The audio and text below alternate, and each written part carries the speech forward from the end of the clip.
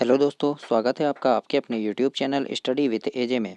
इसमें आज की वीडियो में हम देखते हैं आपका आज से वार्षिक मूल्यांकन प्रारंभ हुआ है। ये कक्षा 7वीं के लिए है ये वीडियो। तो आज आपका कक्षा 7वीं का विषय विज्ञान का पेपर था। आज आपका पहला पेपर था। तो इसमें कैसे कैसे प्रश्न आपके आए थे और क्या क्या उनके आंसर लिखना था, तो आज हम इसमें आंसर शीट का मिलान करते हैं। और बच्चों, एक बात बता दूं आपको कि मैंने इससे पहले आपके लिए महत्वपूर्ण वीडियो डाला था कि विज्ञान के पेपर के लिए महत्वपूर्ण प्रश्नों की वीडियोस डाला था। उसमें से काफ़ी सारे प्रश्न इस पेपर में आए हैं। तो आने वाली जितने भी आपके पेपर हैं, अंग्रेजी, हिंदी, संस्कृत, गणित, सामाजिक विज्ञान, तो इन सारे पेपर की वीडियोस मैं अपने चैनल पे डाल रहा हूँ और डाल दिया हूँ कुछ वीडियोस। तो उनको देखने के लिए आप चैनल सब्सक्राइब करें और पेपर से पहले उन वीडियोस को ज़रूर देखें और उन प्रश्नों को ज़रूर से याद करके जाएँ, ताकि पेपर में आपका प्रश्न अच्छे से आप लिख सकें, प्रश्नों के उत्तर आपको अच्छे से बन सके। तो आइए देखते हैं इसमें कैसे आपको लिखना था। यहाँ पे आपको अनुक्रमांक लिखना था, यहाँ आपको शब्दों में लिखना था अपना रोल नंबर, यहाँ पे शाला का नाम था, यहाँ डाइस कोड, परीक्षा केंद्र का नाम और यहाँ पे दिनांक। इस प्रकार से आपको इसको फिल करना था।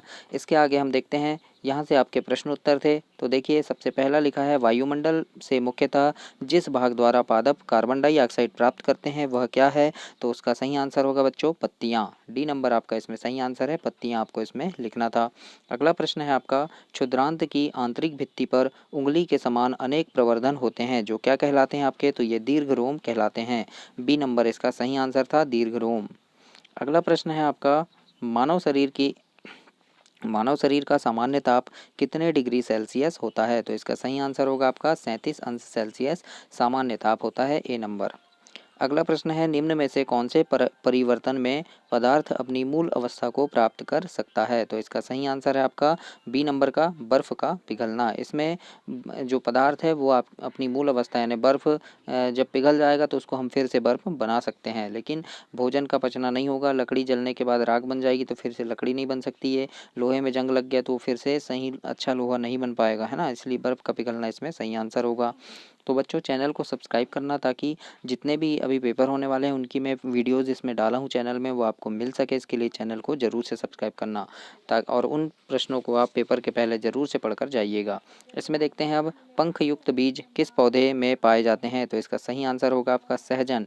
सहजन जिसको बोलते हैं ड्रम स्टिक, या फिर आप इसको गाँव में मुनगा कहते हैं, सहजन इसका सही आंसर होगा, डी नंबर का। अगला प्रश्न है, नर तथा मादा युग्मक का संलयन क्या कहलाता है। तो उसको हम निषेचन कहते हैं, ए नंबर इसमें आपका सही आंसर होगा।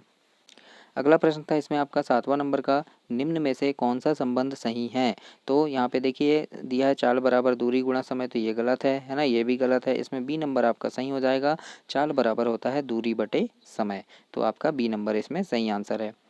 अगला प्रश्न था आपका 8वां नंबर का, पहेली मेले में मेरी गो राउंड गोल झूला झूल रही थी, झूलते समय पहेली की गति निम्न में से क्या होगी। तो जब झूला झूलते हैं तो वो दोलन गति कहलाती है, ये इसका सही आंसर होगा, ए नंबर का, दोलन गति आपको यहाँ पे लिखना था। 9वां नंबर का प्रश्न है, निम्न में से कौन सा विद्युत धारा के तापीय प्रभाव का उपयोग करता है। तो इसका सही आंसर होगा विद्युत इस्त्री, मतलब प्रेस। प्रेस जो है आपका वो तापीय प्रभाव, वो जो है आपका विद्युत धारा के तापीय प्रभाव का उपयोग करता है। अगला प्रश्न है इसमें 10वां नंबर का आपका, कि वाहनों के पार्श्व दर्पणों, है ना, यानी बैक व्यू मिरर, मतलब जो वाहन में मिरर लगे होते हैं, आईने जो लगे होते हैं, वो कौन सा दर्पण लगा होता है ये पूछ रहा है। तो इसमें लिखना है आपको उत्तल दर्पण, है ना।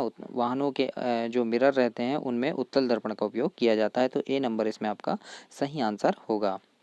अगला प्रश्न था इसके बाद देखते हैं आपको 11वां नंबर का प्रश्न है, कि पादपों में पोषण की विधियों के नाम लिखिए। तो आप यहाँ लिख सकते थे स्वपोषी पोषण और विषमपोषी पोषण। अगला देखते हैं, आहार नाल के कौन से भाग द्वारा निम्न क्रियाएं होती है। तो पचे भोजन का अवशोषण, तो ये क्षुद्रांत में होता है।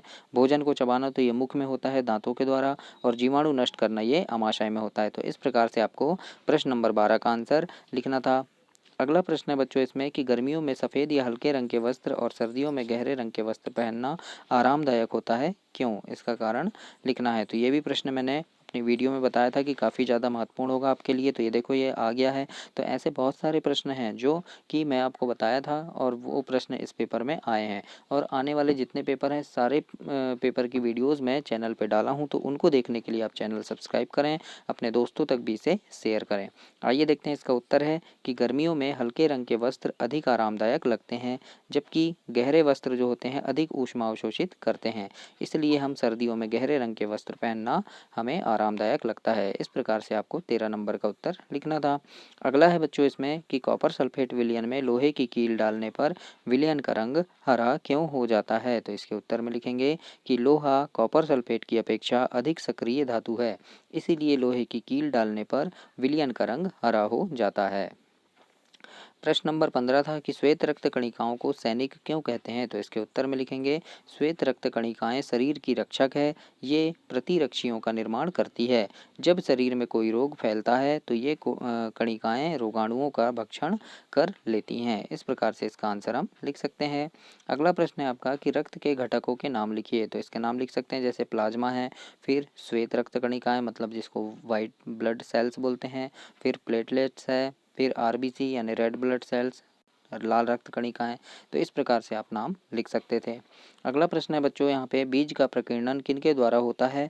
पंख युक्त बीजों के 2 उदाहरण दीजिए। तो इसके उत्तर में लिखना बीजों का प्रकीर्णन पवन, जल और जंतुओं के द्वारा होता है। उदाहरण में लिख सकते थे जैसे मेपल और ड्रमस्टिक यानी सहजन, है ना, या मुनगा। ठीक है, तो ये इसका आंसर है। प्रकीर्णन मतलब जो है बीजों का जानवरों के शरीर में चिपक के या फिर उड़कर दूसरी जगह चले जाना, तो ये प्रकीर्णन कहलाता है। अगला प्रश्न है आपका कि आवर्ती तथा दोलन गति किसे कहते हैं? दोनों गतियों के एक एक उदाहरण लिखिए। तो हम लिख सकते हैं जैसे आवर्ती गति वह गति जो एक निश्चित पथ पर गति करती है और बार बार अपनी पूर्व गति को दोहराती है, जैसे कि पेड़ की शाखा का हिलना, है ना, पेड़ की डाली जब हिलती है हवा चलती है तो वो क्या है? आवर्ती गति है। और दोलन गति मतलब वह है दोलन गति जो स्वयं को दोहराती है, खुद को दोहराती है, जैसे झूला झूलना। इस प्रकार से झूला झूलते हैं हम, ये तो ये क्या है?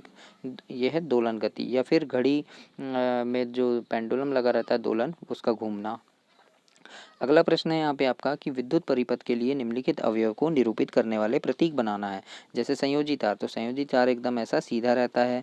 फिर है जैसे बैटरी, तो देखो बैटरी का इस प्रकार से ये बनाया है मैंने प्रतीक। फिर विद्युत बल्ब का आपको इस प्रकार से प्रतीक बनाना था, तो ऐसे आपको इसका आंसर लिखना था। इसके बाद है आपका 20 नंबर का प्रश्न है स्वच्छता और रोग के बीच संबंध को दर्शाइए।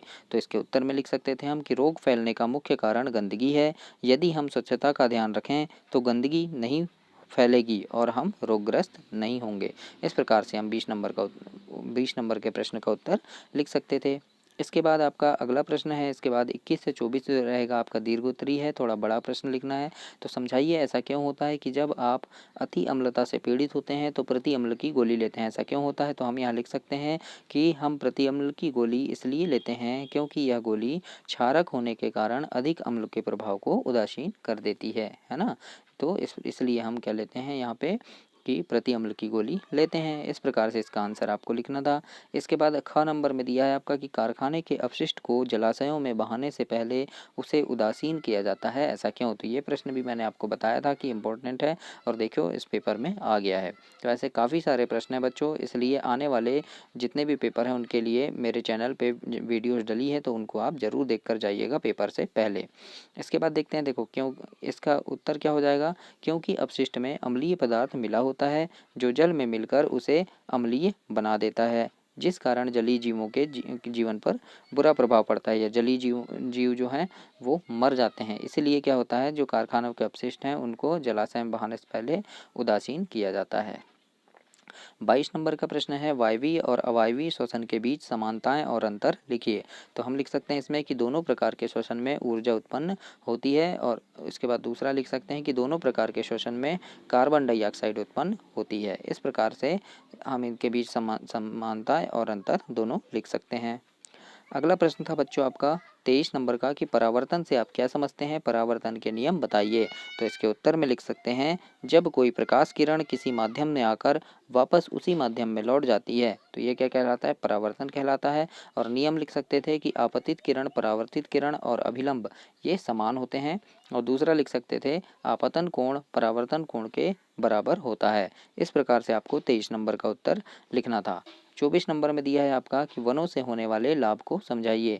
तो हम उत्तर में लिख सकते थे कि वनों से हमें क्या क्या लाभ होते हैं। तो वनों से हमें इमारती लकड़ी, जलाऊ लकड़ी, पशुओं के लिए चारा, गोंद, लाख, फल, जड़ी बूटियां आदि प्राप्त होते हैं। और वन जो है ये बाढ़ की रोकथाम करते हैं, पर्यावरण का संतुलन बनाए रखते हैं और हमें ऑक्सीजन गैस देते हैं। तो इस प्रकार से हम इसका आंसर लिख सकते थे बच्चों। तो ये था आज आपका कक्षा 7वीं का विज्ञान का पेपर। और ऐसे ही काफ़ी सारे मैंने 6वीं के 7वीं के ऐसे महत्वपूर्ण वीडियोज़ डाला है जो आपके आने वाले सारे परीक्षाओं में, सारे पेपर में काम आएंगे। तो उन वीडियोज़ को आप ज़रूर से देखें ताकि आपका पेपर काफ़ी अच्छा बन सके। चैनल सब्सक्राइब करें, वीडियो को लाइक करें और अपने दोस्तों तक भी इसे शेयर करें। धन्यवाद।